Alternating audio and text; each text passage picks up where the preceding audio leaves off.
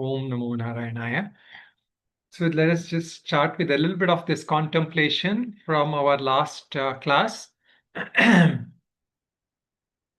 So in the shloka which we looked, shloka 38, Sukhe Dukhe Same Krutva Labha Labhav Jaya Jaya Tatha Yuddhaya Yujyasva Naivam Papam Avapsyasi. So there it was said that making pleasure, pain, success, victory, all as equal, as one.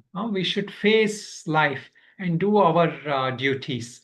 Then we will not incur any sin. Sin meaning adrishta phala, unseen result will not come to us. So based on that, a little bit contemplation, which we have for that shloka, is what is my attitude towards any challenge I face in life? So whatever challenges we are facing in life or we face, what is the attitude? Am I equanimous towards any outcome or result? So the karma yoga is teaching us a way to live life without expecting any result. But we shouldn't refrain from putting our efforts because we are so used to using that results as the motivation. So we will not put best efforts, but then that is not karma yoga. Then that will not give us peace. That will not fulfill our swadharma. So we have to do our efforts. Despite putting in my best efforts, I am mentally averse to unpleasant outcomes and attached to favorable ones. So this is where we should retrain ourselves, trying to drop that attachment to pleasant, favorable results only will motivate us to work. That is not the ideal attitude to have. Do I value learning to act in life without the motivation of seeking profits and avoiding losses, without wanting victory and rejecting defeat? So most people in the world are motivated by victory, or they will work only if there is profits. That is not fulfilling our swadharma if we do it like that. And then what happens when we act based on desires? We are going to have bondage. Other kinds of bondage will come to us. Okay, so regarding this, all of you can actually contemplate. So now we are looking at the second chapter, the shloka in discussion right now until shloka number 39, We have been introduced starting from shloka 31 onwards, that topic of swadharma. So there are some questions related to that. We will see if there is enough time later on. We will look at some of those questions. So, but some points related to that. First, we have to understand exactly a little bit about what we discussed about drishtapala and adrishtapala. So generally, when we say drishtapala, it is a result which is within our range of vision, or something which we can expect or we can deduce. This I will get. Adrishtapala is not something that we can deduce. We will not know. So here what has happened is that Arjuna is told that if you don't do your swadharma, meaning for Arjuna, the swadharma, being a kshatriya, is to fight the righteous battles of life. That is his swadharma. So when that is not fulfilled, then what happens? It is said that you will incur sin. The Lord tells you will incur sin. So when we say sin in general, it is referring to adrishtapala. So sin, when we say, it is not something that you can easily see. So this is where, like if something is not within our range of perception or our range of deduction, that I will get this, I will get that. So that thing which we expect, if it's not within that, then how do we go by this? This is where, the Vedas are telling us, certain actions bring you merit, certain actions bring you sins. This is the teachings of Veda. So this is a different pramana, we say. This is a different means of knowledge. So for those who believe in the Vedas, then only they take this. So Arjuna believes in the Vedas. That is why he feels that, I will incur sin. So but the Lord is saying your understanding is not correct. Now, actually, one more point in this is also there. that when we talk of adrishtapala, see, if you tell somebody that if you don't do your duty, you will incur sin, it is also hard for someone who believes in Shastras also to really believe that. Of course, if they have that much Shraddha in Shastras, they will follow. But what happens is they will not be able to add on their own kind of understanding to that.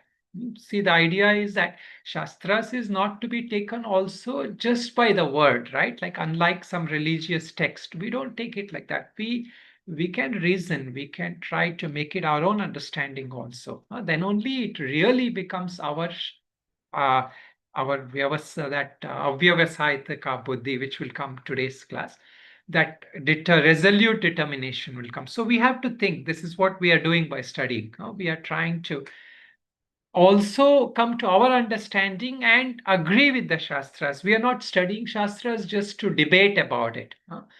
If we don't understand, then something is lacking. That is the Shraddha we should take. Something is lacking in our understanding, and I'm not understanding it properly. That is should be how we should look at it. So if you tell someone that if you don't do your swadharma, if you don't do your duties, you will incur sin, nobody will really believe that. Even though they will, I mean, a person who doesn't believe in Vedas will right outwardly reject it. Person who believes in Vedas might still have some doubts. If I don't do something, how will I get attract sin? How will I get sin? If I do something wrong, then I might attract sin. So here is where, the idea is that a person who is doing that will, but the Lord will say later, everyone who is actually having some swabhava, meaning they have a certain kind of inclination, certain samskaras, they will actually not be able to sit quietly. Now, if you tell them somebody who is actually extremely, what do you call a workaholic, huh?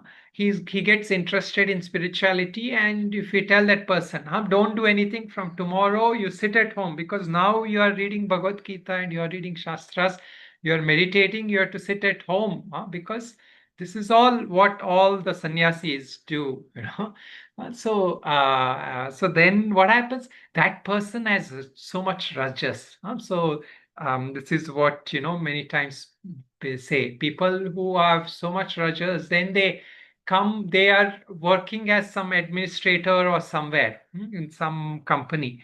Then they leave everything, and suddenly come to some mountain or hills, for life.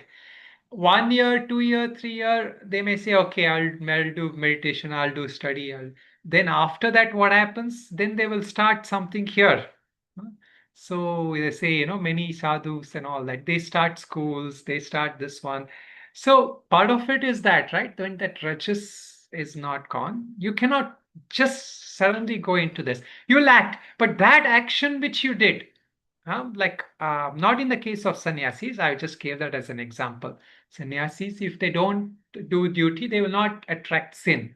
We will understand that later. But here, I'm normal, most other people, if they don't do their duty, they will do something else.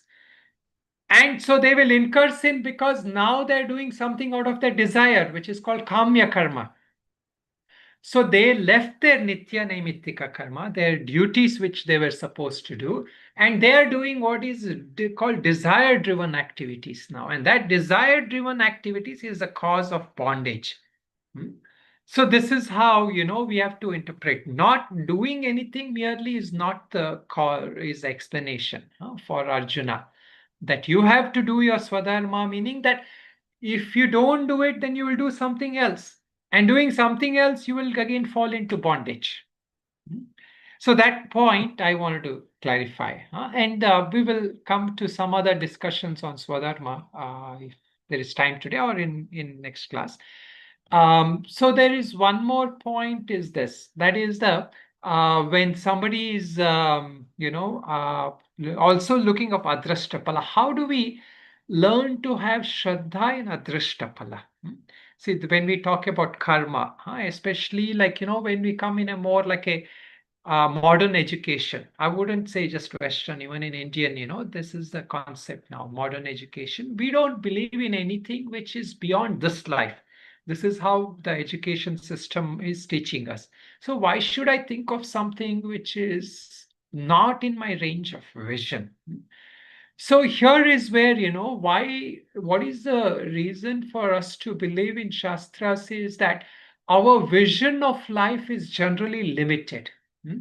So, for example, I'll just give you one small example.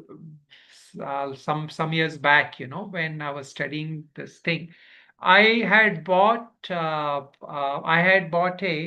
learned about karma and all that, but I never kind of still had complete conviction. I mean, theoretically, I agreed, but the conviction was not there. So I bought milk from one of the stores. And what happened is that on that some kind of a rush, I forgot to pay that person. There were a lot of people there, and I got the milk, and they also trusted me, and I got that milk and came.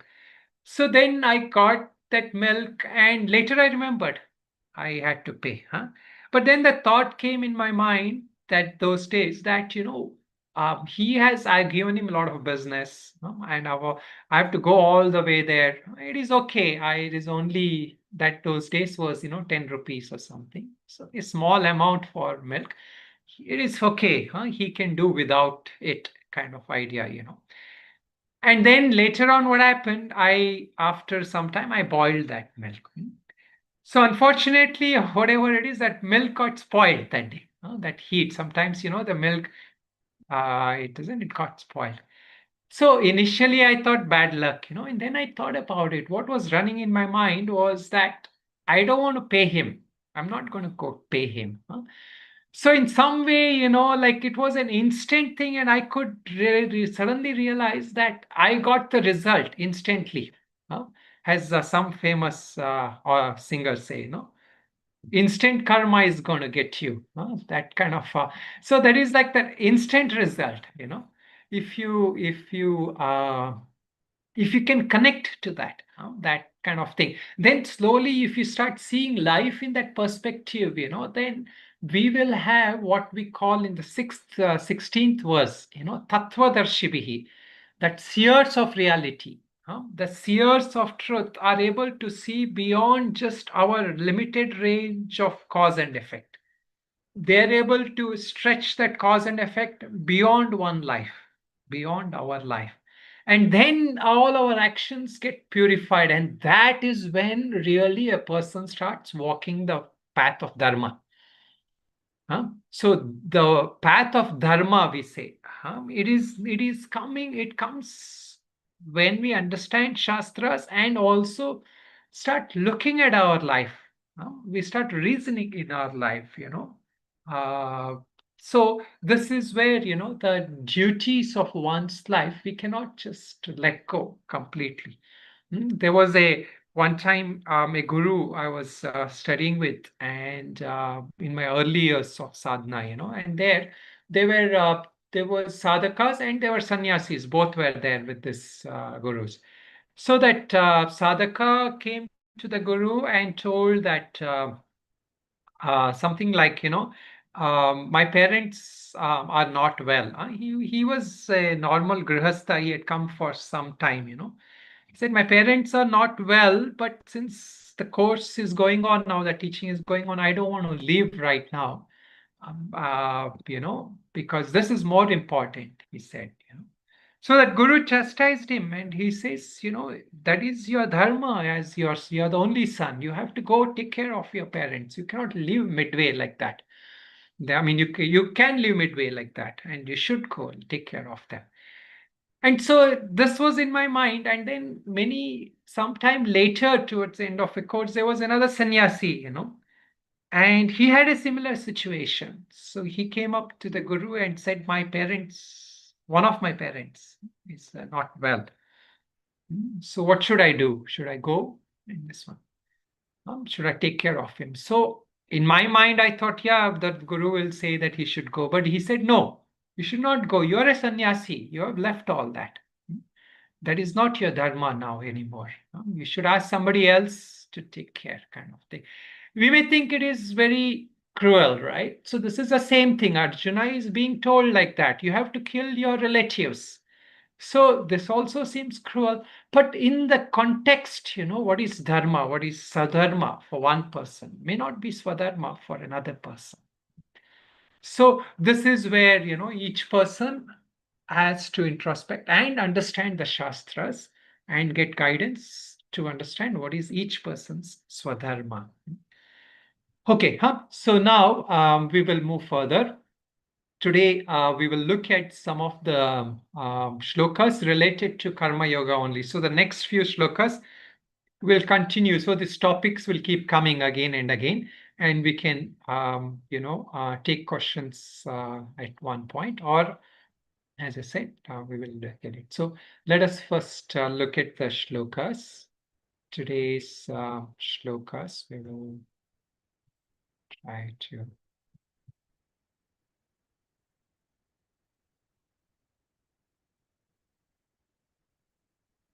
From here.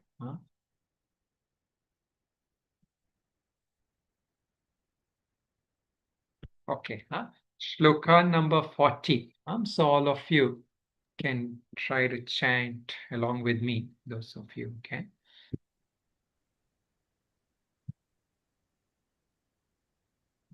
Okay, so please repeat after me. Neha Bikramana Shosti Vikramana Shosti Pratyavayo na Vidyate Pratyayo na vidyate Swalpamapyasya dharmasya Salpamapyasya dharmasya Rayate mahato bhayat Rayate Rayate mahato mahato bhayat Vyavasayatmika buddhir Vyavasayatmika Vyavasayatmika buddhi Ekeha kuru nandana Ekeha kurunandana Bahu shakha vyanantascha Hyanantascha Buddhayo vyavasayinam Buddhayo Vyavasayinam Yamimam pushpitam vacham Imam pushpitam vacham Pravadantya vipaschitaha Pravadantya vipaschitaha sorry. Pravadantya vipaschitaha Pravadantya vipaschitaha Veda vadharata partha Daratha partha Nanyadastiti vadinaha Nanyadasti Vadinaha Kamatmana svargapara Kamatmana svargapara Janma karma palapradham Janma karma Karma phalapradam Kriya vishesha bahulam Kriya vishesha bahulam Bhogaishwarya gatim prati Yogeshwarya Gaishvarya gatim gatim prati Bhogaishwarya prasaktanan Yogeshwarya Gaishvarya prasaktanam Taya pahrita chetasam Aparita tasam Vyavasayatmika buddhis avasayamika buddhi Samadhau na vidhiyate sauna vidhiyate.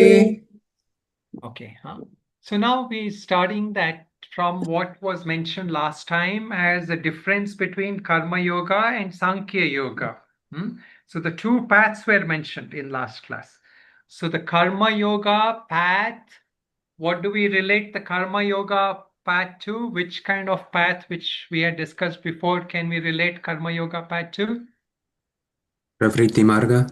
Pravritti Marga. So the Karma Yoga, which is the path of following dharma, doing right actions in accordance with the Shastras, with the scriptures, you continue living your life. But yet, it is not just living life as you want. You live life according to the duties prescribed by the Shastras. It is walking the middle path. Nor can you leave all your duties, and nor can you kind of keep on getting joy. I mean, seeking out pleasures, sense pleasures, and excitements, that kind of life. You live to fulfill your duties. You live to do, your duties as a family man, as a countryman, as a society man, and everything you are expected to fulfill. Hmm? So, in that path, so now he is going to talk about that path. So, what is the nature of that path, which is the path of Karma Yoga? He is going to describe to us. So, in this now, he's talking about one concept, which is Iha abhikramanashaha na asti. Neha bhikramanashosti. That in this, there is no wastage of effort. Abhikramanashaha means you do something and then it is not fulfilled. Like if you build a house but you don't put a roof, then what happens? You cannot use that house. It is not like that. The traditional example Shankaracharya gives is you start doing some religious ceremony, and halfway through the ceremony you leave it incomplete. Then what happens? You don't get the results of that religious ceremony. But karma yoga is not like that. Whatever efforts you put in here, and let us say you don't complete it, or you die, or whatever happens, or you cannot for some reason complete that actions. But whatever karma yoga you have done, it will yield you results. What is the results which we can expect from karma yoga? What kind of results you think? Anybody can guess? Maybe let me just hear first from those who haven't attended the other Gita class. Can anybody guess what kind of results we can expect for doing karma yoga? What fruits?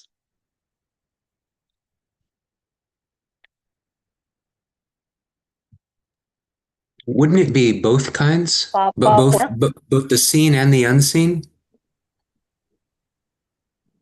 Chitta Shuddhi. Chitta Shuddhi. But why did you say both seen and unseen? What is the, I'm trying to understand what is the rationale for that? So because there are things that we would do, let's say for the positive, and punya is gained from that, or papam, but we wouldn't. So let's in the unseen paradigm, we wouldn't necessarily see the connection between present action and future result. But there are things through the engagement in good, honest work that you do see the immediate result. Yeah, okay. We can say that there is result. Like karma yoga will give us result. Like for example, if you work honestly, there will be people who will recognize your honesty. So there will be a result. And there will also be some kind of unseen result because you have acted out of good heart. That is punya actually. If you take it literally, you will get both punya and you will get this one. So that is a good. I just wanted to hear whether that is what you were on the lines your thinking is. So that is true. But now, in reality, karma yoga, when we say what is the result you can expect, so not like what you will get. What is the result you can expect tangibly from karma yoga? Because when you do karma yoga, you are relinquishing the results of action. You're not expecting any results of actions. So then what is that which will come as an outcome of that? Meaning, like, if you're not expecting any tangible results, something that you can see or results that you cannot see also, but something that Shastras is ensuring or guaranteeing you. When you relinquish both of them, in Karma Yoga, we relinquish both seen and unseen results. And as you said, it is true, you may still end up getting those results. But at the same point, what is the real thing that comes out of Karma Yoga is the same thing that you get out of Pravritti Marga, which is Chitta Shuddhi. Huh? Antakarana Shuddhi or Chitta Shuddhi. Huh? So this is the what is expected. So then what happens, no matter how much you do, if you do today so much, you cannot complete whatever Karma Yoga you wanted to do. Meaning some project you've taken up as a seva for your guru or ashram or somebody, or you've taken some Karma Yoga for society or something. But you're not able to, for some reason, complete it. Whatever you have done out of pure heart without expecting result, that will give you that equal amount of purity of heart. That will give you that chitta shuddhi. So there is no loss of effort. That is what this mantra is saying. So swalpamapi asya dharmasya mahato bayat. And what else? If you do this, one other thing is being promised to you. Other than chitta shuddhi, there is something else that is promised to you. What is it? That great fear that is inherent in samsara, birth, death, and rebirth, and all that, especially at the time of death, we say, when there is at the time of death, and they say that souls at the time of rebirth also, there is also great fear. So that fear, in particular, which is existent in that samsara, you will be free of that. The Lord is assuring that. So first thing is, none of the things that you have done is going to go waste, even if you don't complete it. And the second is the dharma that we had discussed in the last class, how if you are a follower of dharma, if you follow, meaning that karma yoga here, but in general also, if you follow the path of dharma, then the dharmo rakshiti rakshitaha. Um, that dharma, which you rakshati, which you protect, rakshitaha, meaning it will protect you in return. So that will both ways. So now what he is saying in this thing is, by doing that dharma, you will be able to, it is a way to extol the karma yoga. Why you should do that. Now, the second point comes here, which is a more subtler one. What is the reason or the value of karma yoga? So here he says, iha vyavasayatmika buddhihi. Eke kurunandanaha. So in this, what is the thing? When you say in this, meaning when there is a following, the karma yoga or the yoga, whatever yoga you have taken, what is happening? There is a single pointed determination of the mind, of the intellect. We say usually when we talk about the difference between buddhi and manas. So what is the definition we can say of manas? Anybody wants to answer? Anybody remembers how can we define the mind?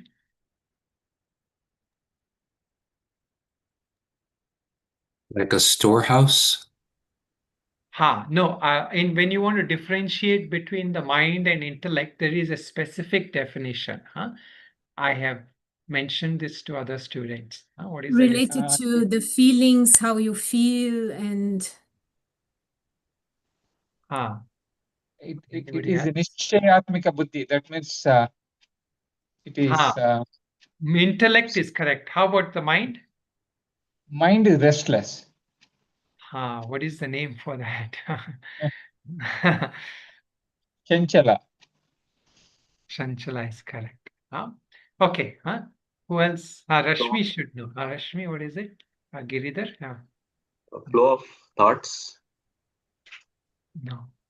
Flow of thoughts. Yeah, all this is correct in definition. But when you differentiate between mind and intellect, we have to use some standard ways of defining it.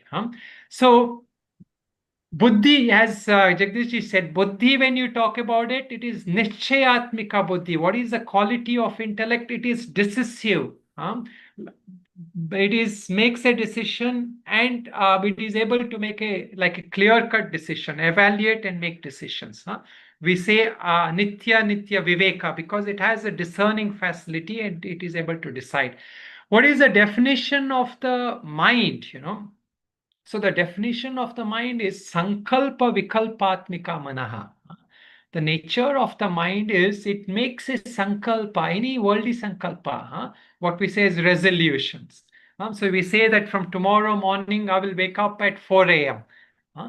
Then morning 4 a.m. when the bell rings, the vikalpa comes, meaning an opposite thought will come.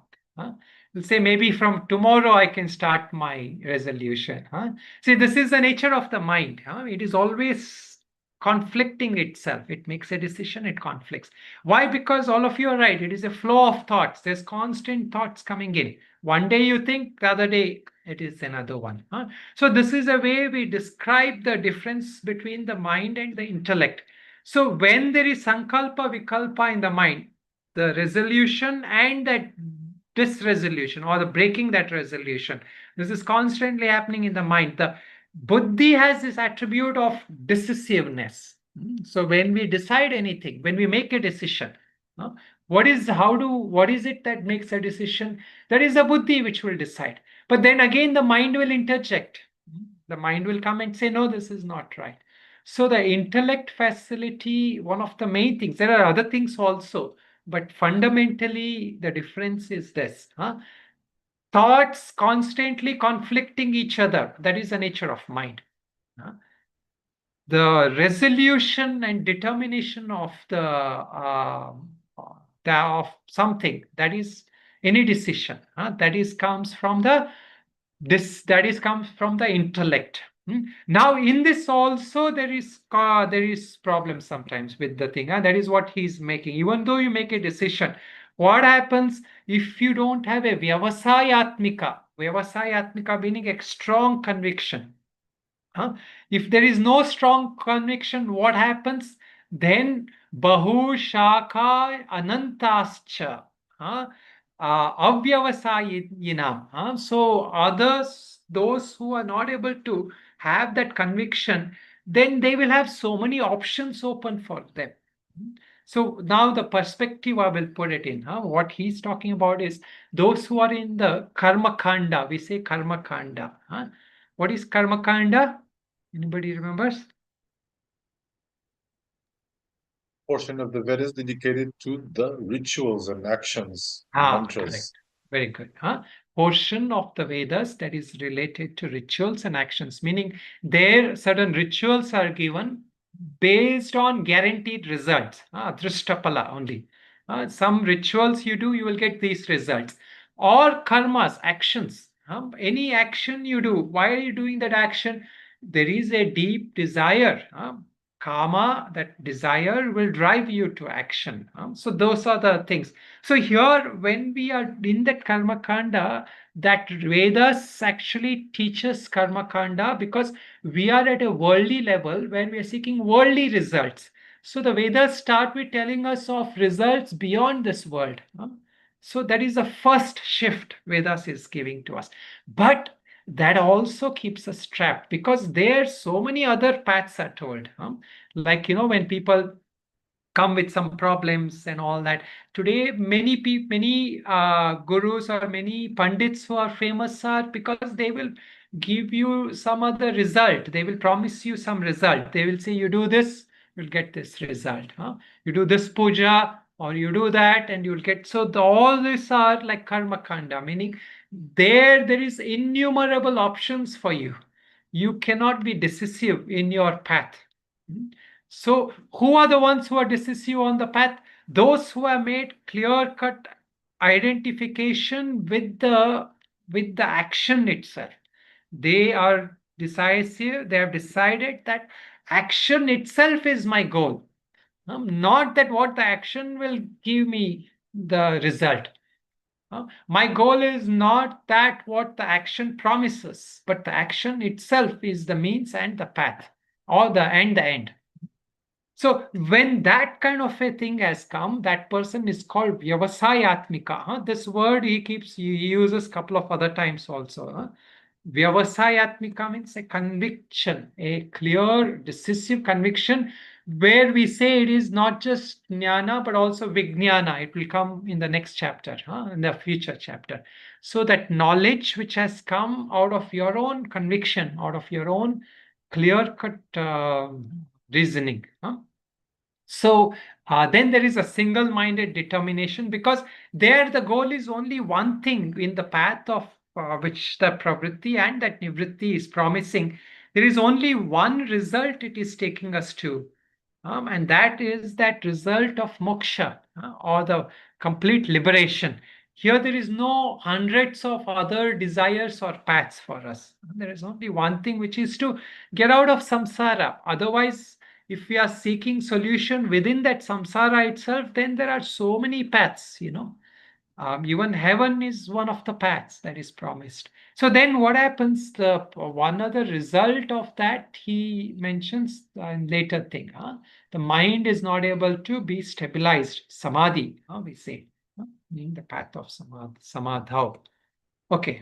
Now the next, the other one more point here is, that when we do what the Vedas talk about, which is a nitya naimittika, our daily and our duties, whichever duties we are supposed to do in our life. In that also there are two duties, primary and secondary duties. So, but that is what the Shastras have asked us to do. So when we do these duties, then what happens there, that or when our focus is on that duties, then we are not generating new desires. The kamya karma is not coming. So this is also the point when we do swadharma. Some people had asked this question. When we are doing swadharma, then what is happening is that our swabhava is being used, I mentioned, right? Our inherent tendencies are coming out. So where did this inherent tendencies come from? It came from previous lives. So it is samskaras also. These inherent tendencies are also samskaras. But in this life, if we use those samskaras in order to give us some kind of worldly happiness or worldly joys, then those samskaras will become a bondage.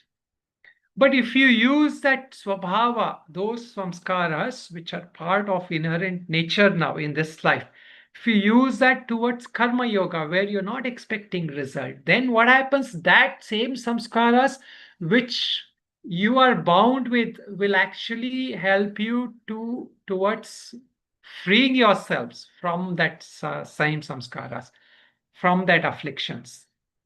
So this is where, that path here is such a kind of a very, it is such a well formulated and it is almost like using that weapon which would cut you, which could otherwise cut you, to bring you some fruits or some productive things. So that is what he's mentioning here, that when we do that. Now the next three mantras we will take it up together, because that is how all the acharyas have taken it. So here he says yam imam pushpitam vacham pravadanti avipaschitaha veda vedavadarataha partha na anyatasti iti vadinaha. So there are some people, we can read the shloka meaning for these three.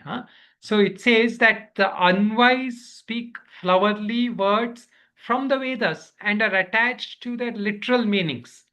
So when we talk here Vedas, we're talking about karma kanda.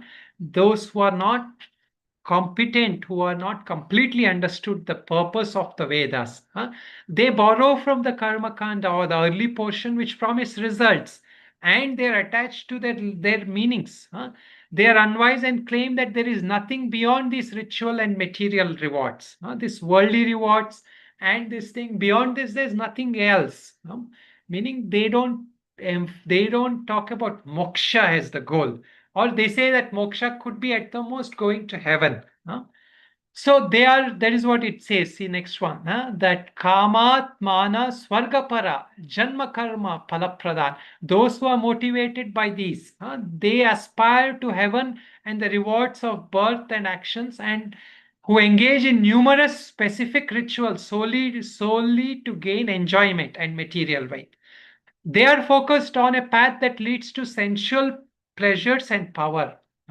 So Bhogaishwarya. So here Bhoga means pleasures, worldly pleasures. Aishwarya means worldly power or a higher power too. So he brings this word again and again, Bhogeshwarya. So next one also he mentions that Bhogeshwarya Prasaktanam, those who are asakta, those who are attached to this Bhogeshwarya. What happens to them? Tayapahrita chetasam, their minds are deluded. Why? Because vyavasayatmika buddhi samadhav na vidhiyate. They don't have that clear goal. They are not decisive. What is the path that they seek? They are not fixed on what is the path. So this is generally, we say also that all paths, all other paths are promising the not that same kind of result which will take you out of samsara in general. Many other paths are there which will promise you happy kind of state, which will promise you like a long time in heaven. So all that, but they also are incomplete. They also will result in dukkha eventually. So this is this is basically here. The three shlokas together have been taken up because then only it makes sense when we can look at all of them together. Most acharyas have taken it up in this perspective. So what is the point here is that one of the main things is, see, I'll just mention here that what is the first thing that karma yoga is trying to do. There are two aspects of karma yoga. The first thing it is trying to tell us is that we should relinquish bhoktrutva. Bhoktrutva means that desire for experiences. We are constantly running after one good experience after another. This is the state of all of us. We are constantly seeking some positive, fulfilling worldly pleasures, worldly happiness. So they say that that this is comes in the Kathopanishad, that young boy, he asks, what is the way out of samsara? Meaning he asks the question, what is beyond death? Meaning what is beyond all this existence of the world?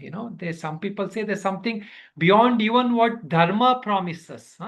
Anya dharma, anya dharma. So what is beyond this? He's asked, what is beyond the path of dharma also? Because dharma also will give you happiness.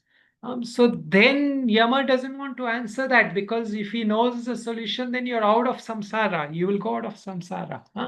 So he promises them all kinds of worldly desires. He says, ye ye karma durlabha martya loke.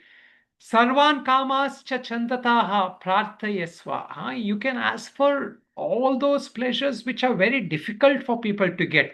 Long life, and not just your long life, your children's long life. You will have good family, good lot of land, lot of things, and you will never lose that, because a person who has land is always afraid, or some possessions, they're always afraid they may lose that. This is all that I will give you, he says. So that is where, that Nachiketa had that resolute mind, Vyavasayatmika buddhi. He knew that his mind was on that supreme goal. It was not fluctuating. So there he says, Shvabhava martyasya yadante kat sarvendriyanam jarayanti tejaha. All these things are like they are there, they're ephemeral, meaning they just as they come in, imprinted on them is a seal of decay or death. Everything in this world, because all is human sense itself, they themselves don't have that thing all through life. After a while, that sense will lose that intensity of pleasures. So then he says, even the longest life you give is like a short life, because at the end of it, death is waiting. So how can you enjoy, even a long life? How can you enjoy when it will come to an end?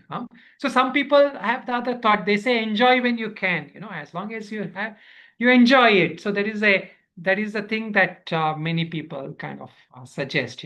But see, that is also inherent in that state internally, when you know that this enjoyment will come to an end. That kind of enjoyment is also not a fulfilling enjoyment. So that is where, Nachiketa is so wise and resolute, and he says, Thavaiva vahas tava nritya gite. You only keep all these kind of dancing ladies and all these pleasures and all these wonderful things that you're promising. So that resolute kind of notion that he had is what karma yogis are asked to do. See, the path of karma yoga, originally when we take swadharma and all that, swabhava and all that, it was decided based on the varnashrama. What is your dharma was based on varnashrama. So now in modern terms, we are trying to interpret it and put it in context. But also at the time of Krishna's teachings also, this was not that varnashrama may not have been that relevant. See, the idea is that when we talk about Swadharma, the first point in Swadharma is that we are learning to relinquish this bhoktrutva. We are learning to relinquish this seeking of positive and enjoyable experiences, worldly experiences, by asking you to do your duty without expecting result. Then what? All the constant sense of pleasures we expect from our actions. That is what Swadharma is telling you to do. First, you do your duty, meaning the context of word duty itself, if you really look at it. The message when we say word duty, it means you are not promised joy. You're not promised material worldly pleasures. So this is that point that Swadharma is first trying to shift you. Karma Yoga again. Karma Yoga here is trying to shift you at the first basic level from that seeking of pleasures, joys, to doing your duties without seeking any results. Okay, any questions related to this people have? We can now discuss.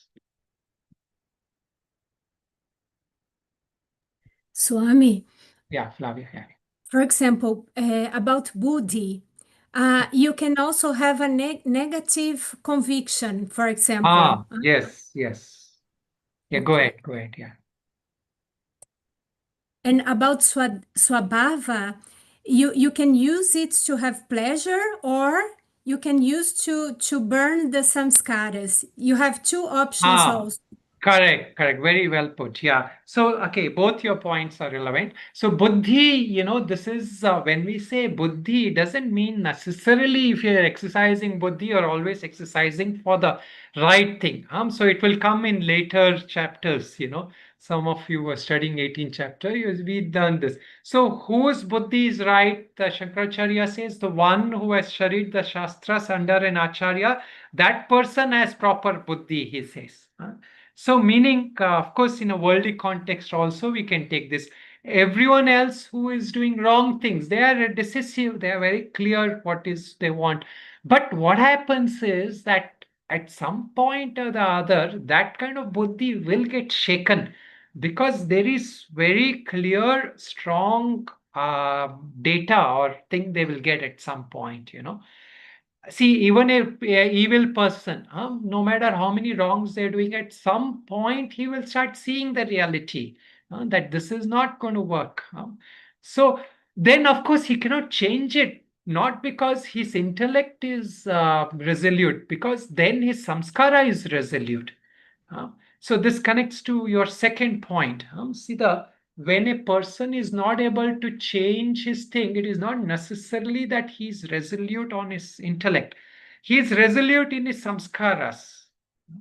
So that doesn't allow him even to reason. See, reasoning is another aspect of buddhi, that ability to reason, clear reasoning. So swabhava, as you mentioned, swabhava means that inherent tendencies. So that inherent tendencies can actually, if you don't have the karma yoga and that understanding of shastras, you can use it to cut yourself, meaning that example I gave. How? Because you are using your, like if some artist, if that artist is, I gave the example of an artist. See, in artists also, there are good artists and bad artists, meaning has character, I'm saying. Some people, they may earn a lot of money and they may also create some wrong works that will not help the society, that will create more negativity in the society. They're using that artistic skills that way. Maybe because they'll get a lot of money, popularity or something, they may do that. Then there are good artists who use that to do that as a duty. And then recently, somebody sent me some picture and they were saying an artist who was doing some work and they were helping society, community. So I was telling that person, so the first step was they were doing swadharma. Second step, they are doing dharma, meaning they're doing virtuous acts with that. So that is also then what happens, that swadharma, if you do correctly, it will lead you to adherence of dharma. And hopefully, if that person has enough grace, he will also get knowledge and moksha. Any other question? Swami, can I ask for just a quick synopsis or just a clarification? So what we kind of closed with here is that there are two aspects of karma yoga. The first is renunciation for the desire for experience, and the other would be the renunciation of the fruits of action. How? What was the first one then you said? How is that? Renunciation for the desire for renunciation of the desire for experience. See, the experience is nothing but result, right? How do you differentiate these two? I think of experience, let's say, just doing something because it feels good, or because even if it's something. So not necessarily a work that there's a result that I'm attached to, but I want to do this thing because I like it. Okay, actually, this we will talk later. What you are saying about attachment to experience, that desire for experience, you're saying, so that is actually kartrutva. That is a doership. See, there are two things. Actually, I didn't want to explain this too much now, but I'll briefly mention. So the main things in karma yoga is that first is a desire, is the relinquishing the desire for results, the phala. Second is the relinquishing the desire for doership, meaning inherent in the doership is a desire, attachment for that experience, for that action itself. Okay. So that comes more under that category. I'm trying to just put it in that categories that we have kind of Vedantas generally formulates. But yeah, what you're saying is correct in that context. But both of these are not bhoktrutva. Just one of this is bhoktrutva, meaning the one of this is relinquishing the enjoyment of results. So the two things then that we just to get it in our head, it's relinquishing the desire for results and relinquishing the desire for doership. Doership. Inherent in that doership is that desire for experience. Okay, got it. Thank you. Yeah. So that we will kind of unpack that in later chapters, because that third chapter again will focus on karma yoga, but the fourth and the fifth chapter will focus on this thing. It will be called as karma sannyasa. That fourth and fifth chapter, meaning the relinquishing the desire for action itself. That relinquishing the desire to do any action as such, meaning the doership of that action. Anyway, we will go through that in later chapters. Anybody else had a good question?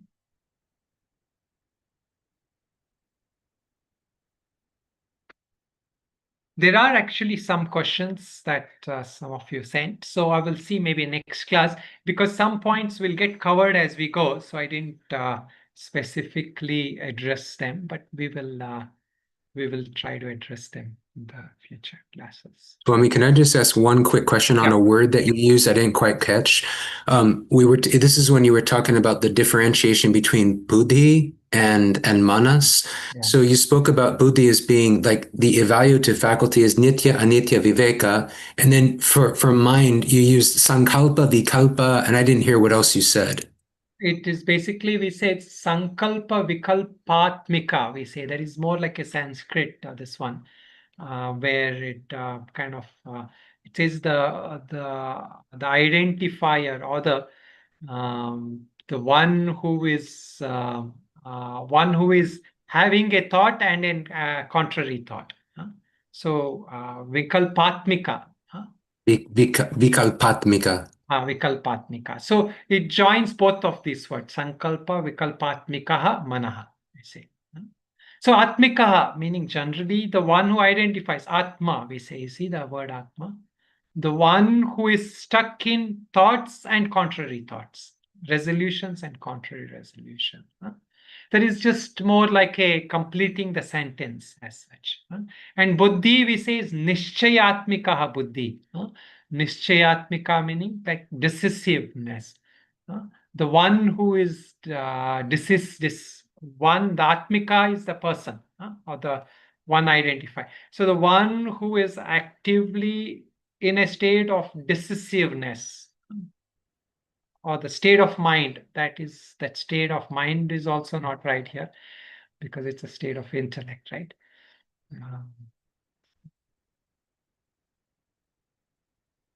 Okay, all right, so we will end here with a prayer. Just Azaji, if you just have a minute, you can stay. Michael, you can too.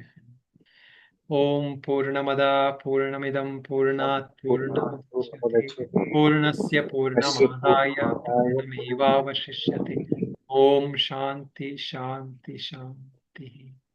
Om Namo Narayana. Namaste, everyone. Yes.